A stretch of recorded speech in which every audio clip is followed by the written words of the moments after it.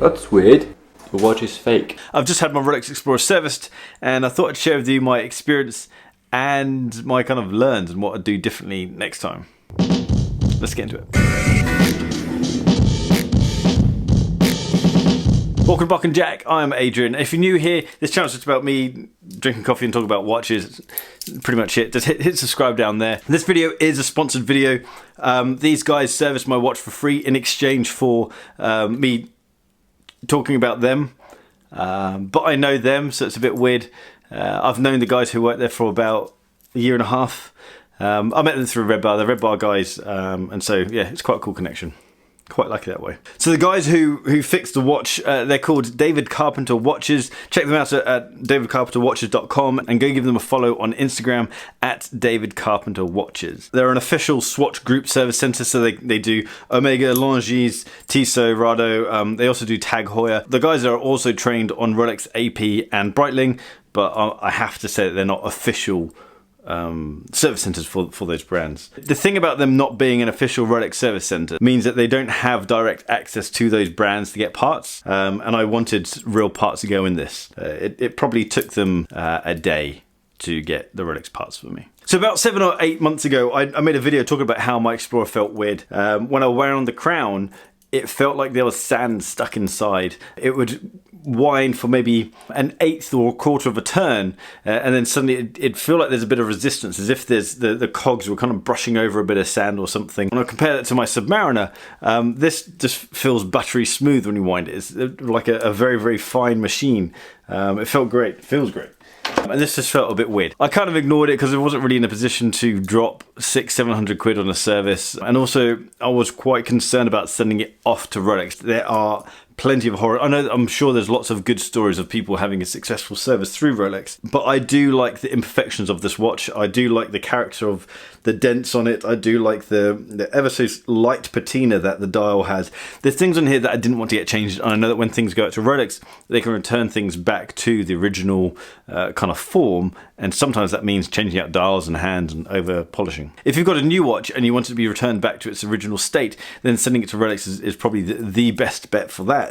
But I didn't want that to happen to this, so that's why I went down this route. And also I kind of know the guys doing it, and I was able to go down to their workshop to check out what was going on. I started being a watchmaker since 2004 now, with Breitling in France for 2 years, and I started in the UK at Breitling again. Then after I left Breitling, been trained for Audemars Piguet.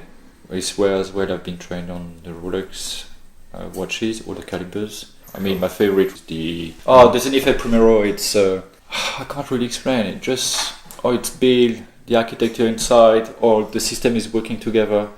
The column wheel, it looks really fragile, but it's not. It's really robust. And each time I service one, it takes a day the watch to wake up and get the speed. It's really.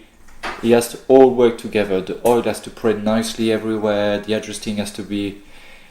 It's a really impressive little watch, as it doesn't beat on the same edge systems. Basically, normally you go a watch beating around 21,600. Mm-hmm. The Primero is like 3,600. So it's a tiny balance wheel. It's just really speeding up.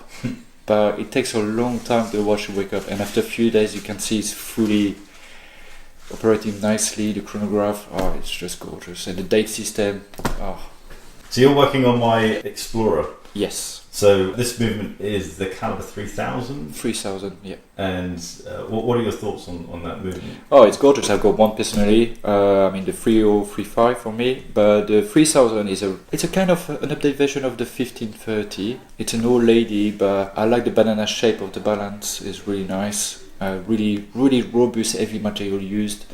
It's built so nicely. Mm-hmm. The only little issue I've got with it's the winding system. It's a bit sensitive. It doesn't. If someone just keep playing with it all the time, then it's gonna wear off. If you wear nicely a watch and you wind your watch you say like you wear the watch is fully wound, after 2 days then it's flat because you haven't wear it and you left on the side of your desk. Mm-hmm. Then you wind it and it's fine. But if you just keep playing with your watch all the time, then obviously it's not gonna like it. Interesting. Yes. Interesting. It's And my point of view, it's my opinion. It's what I like about Rolex. It's because it's so well made.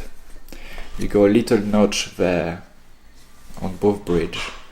When you unscrew, you just have to lift up and it comes off. It's just so well designed. I'm not biased, but I just recognize the talent of the design because it just is so well made. That's weird. The watch is fake. Shut up. No, not nice. No, sorry. A big lesson for me was around the whole polishing side of things. I didn't want the watch to go back to Rolex and for all the character to be removed and for them to polish the hell out of it. I liked the little dents that had been put into the watch. When I was sat with the watchmaker, he asked if I wanted the watch to be polished, and originally I said no, I don't want the watch to be polished. Then I thought it'd be nice for it to be tidied up. You know, when you wax your car, you don't just wash it, but you go in and you do a bit of tea cutting on your car and you just lift that the light layer of paint off, and then you have that really crisp deep color underneath, and it feels new. I wanted that feeling with this watch. I thought I wanted that feeling with this watch. And so the idea was for it to have a light polish, not to grind out any dents, but just to kind of remove all the light surface scratches. He did that perfectly, and it came out really very well. I quickly regretted that because it no longer felt like my watch. It just felt like another Explorer. And I think when you have the Explorer is quite a boring watch. I will give people that. But I like it. It's not a downside. I'm just saying it's very vanilla. There's not a huge amount going on. And so the character is what you put into the watch. The character is the stories. Sounds massively pretentious, but the character is the stories that you put into the watch. Maybe I'm being overly sentimental. No, I'm not. I shouldn't have had it polished. And that's what I'm trying to say. Really do think about whether you want your watch polished. It was nice hearing from someone knowledgeable wearing a similar movement in his vintage date just. It was nice to hear him talking so highly about the movement. And that was kind of proven, the fact that this is a great movement, a good movement, not quite great.